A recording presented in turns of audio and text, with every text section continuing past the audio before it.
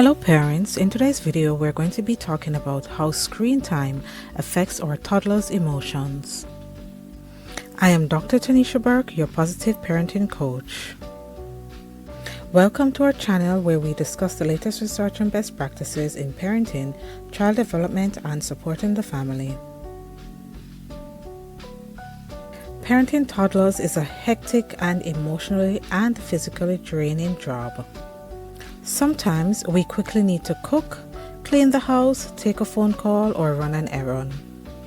Handing a digital device to our toddler seems like the easiest thing to do to avoid a meltdown. However, a new research from the University of Michigan Medical School suggests that this calming strategy could be linked to worse behavior challenges down the road. Let's dive into the study, its results, and key takeaways for parents and guardians to use in their relationship with their children. The aim of the study was to examine the association between using devices as a calming tool for children ages 3 to 5 and their emotional dysregulation. The researchers wanted to understand if frequent device use for soothing purposes had any long-term consequences on children's behavior. So who did they look at and what assessment did they use to determine whether there's a association between dysregulation and device use? The study included 422 parents and 422 children between ages 3 and 5. Data was collected between August 2018 and January 2020. The researchers analyzed parent and caregiver responses regarding the frequency of using devices as a calming strategy. They also assessed the children's emotional reactivity and dysregulation symptoms over a 6-month period. The findings revealed that frequent use of smartphones and tablets to calm upset children was associated with increased emotional dysregulation, particularly in boys. The link between device calming and emotional consequences was stronger among children who already displayed hyperactivity, impulsiveness, and strong temperaments. Now that we know that there is indeed an association between device usage and dysregulation in children, particularly among boys, let's now look at alternative things we can do instead of giving children the devices to occupy their time when we have other activities or responsibilities we need to fulfill. The first tip is to limit device usage. While occasional use of media to occupy children is realistic, avoid making it a primary or regular soothing tool. Set clear boundaries on device usage and prioritize other calming strategies. The second tip is to explore sensory techniques. Engage your child in sensory activities that help them regulate their emotions. Swinging, hugging, listening to music, or playing with potty can provide effective alternatives to device use.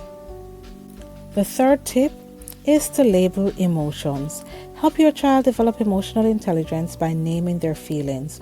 When parents calmly acknowledge and understand their child's emotions, it fosters a sense of security and teaches them to manage their feelings effectively. The fourth tip is to use color zones. Simplify emotions for young children by using color zones. Create a visual guide that represents different emotional states.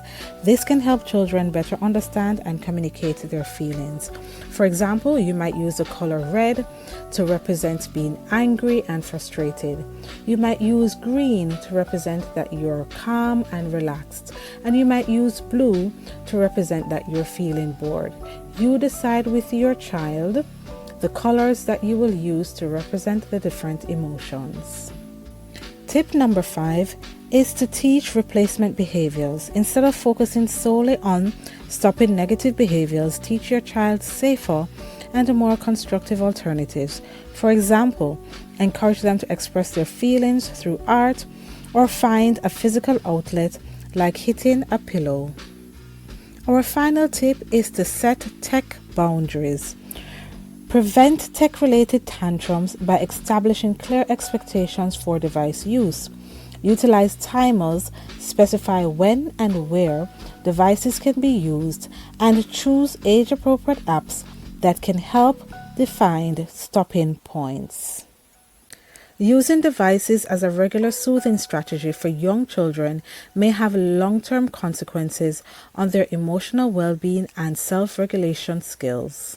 Remember, parents, when children are calm, seize the opportunity to teach them emotional coping skills. Discuss how their favorite stuffed animals handle big emotions and practice calming strategies. By nurturing their emotional development, you equip them with essential skills for managing stress in the future. Building emotional regulation skills in early childhood empowers children to navigate challenges successfully, whether at school or with peers.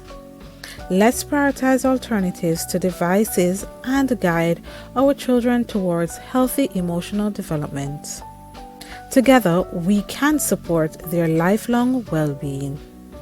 If you enjoyed this video, don't forget to give it a thumbs up, subscribe to our channel for more positive parenting content, and hit the notification bell so you won't miss any future episodes. Thank you so much for joining us, and goodbye for now.